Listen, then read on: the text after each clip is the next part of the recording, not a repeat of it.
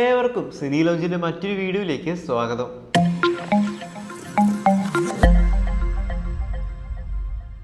കംബാക്കുകളുടെ ഒരു കാലമാണ് ഇപ്പോൾ കടന്നു പോയിക്കൊണ്ടിരിക്കുന്നത്.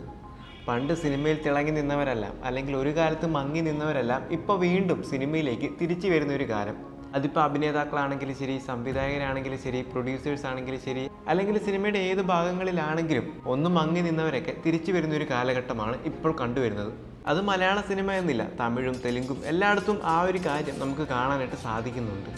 ഒരുപാട് പേര് ഓരോരുത്തരുടെയും കംബാക്കുകൾ ഇനിയും ആഗ്രഹിക്കുന്നുണ്ട്. അക്കൂട്ടത്തിലേക്ക് ഞാൻ ആഗ്രഹിക്കുന്ന ഒരു കംബാക്കാണ് ഇന്ന് പറയാൻ പോകുന്നത്. പറഞ്ഞു വരുന്നത് മറ്റാരെയും കുറിച്ചല്ല, AR മുരുകദോസ് എന്ന് പറയുന്ന തമിഴ് സംവിധായകനെ കുറിച്ച്.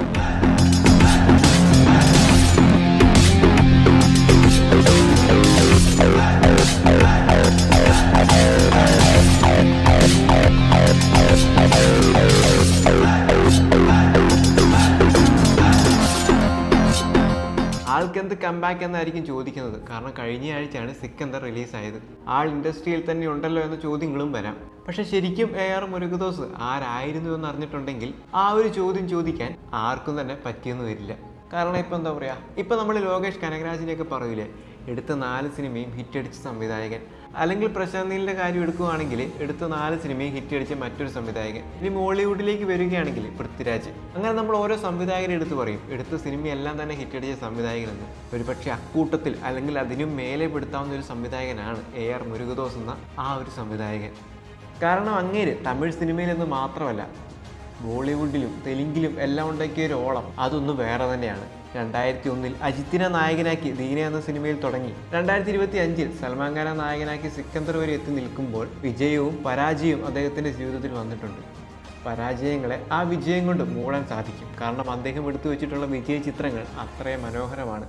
പക്ഷെ കുറച്ച് കാലമായിട്ട് നിറം മങ്ങി നിൽക്കുന്ന ഒരു സാഹചര്യത്തിലാണ് AR മുരുകദോസ് ഉള്ളത് എന്ന് പറയേണ്ടി വരും. കാരണം 2001 ദീനയാണെങ്കിലും 2005 ഗജിനിയാണെങ്കിലും അതിന് ബോളിവുഡിൽ പോയിട്ട് റീമേക്ക് ചെയ്ത് അവിടെ ഒരു ഇൻഡസ്ട്രിയൽ ഹിറ്റ് അടിച്ചിട്ട് തിരിച്ചു വന്ന് 7 ചെയ്ത് വീണ്ടും ഹിറ്റ് അടിക്കുന്നു. പിന്നെ പറയണ്ടല്ലോ, വിജയനെ വെച്ച് തുപ്പാക്കി ചെയ്ത് അടുത്ത ഹിറ്റ്, വീണ്ടും വിജയനെ വെച്ച് തന്നെ കത്ത് ചെയ്ത് അടുത്ത ഹിറ്റ്. അവിടുന്ന് നേരെ തെലുങ്കിൽ പോയിട്ട് മഹേഷ് ബാബുവിനെ നായകനാക്കി സ്പൈഡർ എന്ന സിനിമ ചെയ്ത് അതും അടിപൊളി സിനിമ. അതുവരെ അദ്ദേഹത്തിൻ്റെ കരിയറിൽ ഫ്ലോപ്പ് എന്നൊരു കാര്യം ഇല്ലായിരുന്നു. പക്ഷെ പിന്നീട് സർക്കാർ റിലീസായി സാമ്പത്തികമായിട്ട് വിജയിച്ചെങ്കിലും ക്രിട്ടിക്സിൻ്റെ റിവ്യൂവേഴ്സിൻ്റെയൊക്കെ ഇടയ്ക്ക് അത്രയൊരു നല്ല അഭിപ്രായമായിരുന്നില്ല ചിത്രത്തിന് കിട്ടിയത്. ശേഷം വന്ന ദർബാർ ആണെങ്കിലും അവസാനം വന്ന സിക്കന്ദർ ആണെങ്കിലും സെയിം അവസ്ഥ തന്നെയാണ്. ഇനിയിപ്പോൾ ശിവകാർത്തികനെ നായകനാക്കി വരാനിരിക്കുന്ന മദ്രാസിലാണ് AR മുരുകദോസിനെ സ്നേഹിക്കുന്ന ഓരോരുത്തരും പ്രതീക്ഷ വച്ചിരിക്കുന്നത് എന്ന് തന്നെ പറയാം. ഈ ഒരു ഹിറ്റുകൾ എന്നതിനപ്പുറം അദ്ദേഹം ഓരോ നടന്മാർക്കും കൊടുത്ത ഓരോ കംബാക്ക് ഉണ്ട്. ഒന്ന് ഡൗൺ ആയി നിൽക്കുന്ന സമയത്താണ് അവരുടെ എല്ലാം അടുത്തേക്ക് ഒരു സ്ക്രിപ്റ്റുമായിട്ട് അദ്ദേഹം എത്തുന്നത്. പ്രത്യേകിച്ച് വിജയ് ആരാധകരോട് വിജയുടെ ഇഷ്ടപ്പെട്ട ചിത്രങ്ങൾ ചോദിച്ചാൽ അതിൽ മുമ്പന്തിയിൽ ഉണ്ടാകുന്ന 2 സിനിമകളാണ് കത്തിയും അതോടൊപ്പം തുപ്പാക്കിയും. ഇപ്പോൾ സൂര്യയുടെ കാര്യം എടുക്കുകയാണെങ്കിലും അതേ അവസ്ഥ തന്നെയാണ്. ഗജിനിയും 7 സൂര്യയുടെ കരിയറിലെ തന്നെ മികച്ച സിനിമകളിൽ ഒന്ന് തന്നെയാണ്. ഇത്രയും നല്ല സിനിമകൾ ചെയ്ത AR മുരുകദോസിന് പിന്നീട് എന്താണ് സംഭവിച്ചത്? അദ്ദേഹം എത്രയും പെട്ടെന്ന് തന്നെ നല്ലൊരു സിനിമയായിട്ട് വീണ്ടും തിരിച്ചു വരും എന്ന് തന്നെയാണ് പ്രതീക്ഷ. അദ്ദേഹം തിരഞ്ഞെടുക്കുന്ന വിഷയങ്ങൾക്കും അദ്ദേഹം കൈകാര്യം ചെയ്യുന്ന കണ്ടന്റുകൾക്കും ഒരു പ്രത്യേകതയുണ്ട്. സോഷ്യലി റെലവൻ്റ് ആയിട്ടുള്ള കാര്യങ്ങളെയാണ് അദ്ദേഹം ചർച്ചയ്ക്ക് വെക്കുന്നത് തൻ്റെ സിനിമയിലൂടെ. എന്തു തന്നെയാണെങ്കിലും സിനിമയെ സ്നേഹിക്കുന്നവർക്ക് AR മുരുകദോസും അവരുടെ പ്രിയപ്പെട്ട സംവിധായകരിൽ ഒരാൾ തന്നെയാണ്. വെറുതെ ഒരു സിനിമ പിടിക്കുന്നതിനപ്പുറം പിടിക്കുന്ന സിനിമകളിൽ എന്തെങ്കിലുമൊക്കെ പറഞ്ഞു വെക്കുന്നതും അദ്ദേഹത്തിൻ്റെ പതിവ് ശൈലിയാണ്. എന്താ പറയുക, പ്രിയദർശൻ്റെ മറ്റൊരു പതിപ്പാണ് അദ്ദേഹം എന്ന് പറയാം.